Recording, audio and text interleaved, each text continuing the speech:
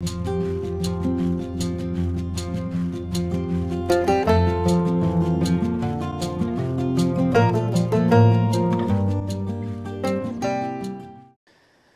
primeiro momento, você não tem a impressão que Salomão está dizendo assim: o trabalho foi um instrumento, uma praga que Deus impôs sobre os homens para com ele os afligir? Como se Deus quisesse punir o ser humano através do trabalho. Inclusive, eu não sei se você sabe, mas a palavra trabalho vem do latim tripalium. Esse tripalium era um instrumento de lavoura lá no século VI, mas no passar do tempo os romanos criaram um mecanismo de tortura e batizaram de tripalium. E tripalium é a tradução para trabalho. Ou seja, o nosso mundo vê o trabalho como sendo uma tortura. Mas parece que isso não combina com o que o próprio Salomão escreveu no Salmo 127. Se o Senhor não edificar a casa, em vão trabalham os que edificam. Se o Senhor não guardar a cidade, em vão vigia a sentinela. Inútil vos será levantar cedo, repousar tarde, comer o pão que penosamente granjeaste, aos seus amados ele dá enquanto dorme. Ou não combina com a própria declaração do Gênesis. Uns vão dizer que o trabalho é uma maldição de Deus, um peso de Deus, uma tortura de Deus sobre os homens, por causa do pecado do Jardim do Éden. Porém, nós vemos que antes do pecado de Adão e Eva, Deus disse para o homem guardar e cultivar o jardim ou o pomar, o Éden. Então Deus deu o trabalho antes do pecado. Dar nome aos bichos, aos animais, é um trabalho. Mas então, como entender essa declaração? Para com ele os afligir. A melhor tradução para a palavra afligir seria treinar, exercitar. Ou seja, o trabalho foi dado, colocado, imposto por Deus para poder exercitar o ser humano, trabalhar na vida do ser humano, ensinar o ser humano a ser filho e filha novamente, chamá-lo à humanidade, chamá-lo à essência do ser, trabalhar o seu caráter. Sendo assim, o trabalho não é apenas um meio que Deus nos deu para tirarmos o fruto da terra pelo nosso suor. Inclusive o pecado danificou as relações, danificou a criação, quebrou em nós a imago Dei. Então o trabalho se torna uma labuta, se torna algo exaustivo, uns um pouco mais, outros um pouco menos, outros até mesmo aquele que na sua estrutura seria um pouco menos, por causa da sua mentalidade, a sua alma, o seu jeito de ser, se torna mais complicado ainda. Mas Deus está dizendo que o trabalho foi dado para nos exercitar. Isso precisa ressignificar o nosso jeito de olhar para o trabalho. Trabalho é um lugar onde Deus trabalha o nosso caráter e nos chama a viver a missão onde quer que Ele tenha nos colocado. Dali você vai tirar o seu salário, mas não pode ser o fim, tem que ser apenas uma consequência. E aí, nós não vamos, por exemplo, olhar para a segunda-feira como sendo a segunda-feira braba. Não vamos olhar para a sexta sendo um momento de celebração porque o trabalho está acabando. Nós precisamos olhar para o trabalho de Deus na criação. Os 7 dias. No primeiro, segundo, terceiro, quarto, quinto, sexto. Deus vai fazendo e dizendo, é bom. Está sendo muito bom o que eu estou fazendo. Eu estou experimentando da alegria. Eu estou celebrando aquilo que eu estou fazendo. No 7º dia ele para. E o cessar trabalho é para poder olhar para tudo que ele tinha feito. E se regozijar, contemplar. Sendo assim, o trabalho tem que ser visto por nós, discípulos e discípulos de Jesus, como um ambiente missionário, mas um ambiente onde Deus também trabalha o nosso ser no trabalho.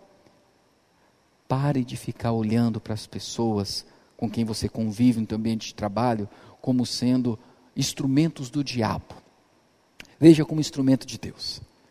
Veja aquela pessoa que é osso duro de roer, sendo um instrumento de Deus para exercitar a sua paciência, a sua compreensão, a sua confiança no eterno, sem entrar num espírito de competição. Ele está tentando puxar meu tapete, eu vou tentar puxar o tapete dele. Não entra nessa dinâmica. É um momento onde você celebra, evangeliza, ama e percebe Deus trabalhando o seu ser.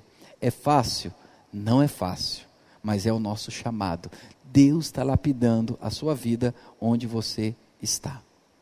E muito mais que isso, quando nós pensamos no trabalho como sendo um ambiente vocacional, nós nos perguntamos, e agora nesse tempo de quarentena? Ou você pode falar, isso mesmo, essa palavra que eu esperava para poder sair da quarentena e sair para o meu trabalho. Não, primeiro que nós estamos sob um decreto, pelo menos em São Paulo, estadual, em que o trabalhar está bem limitado.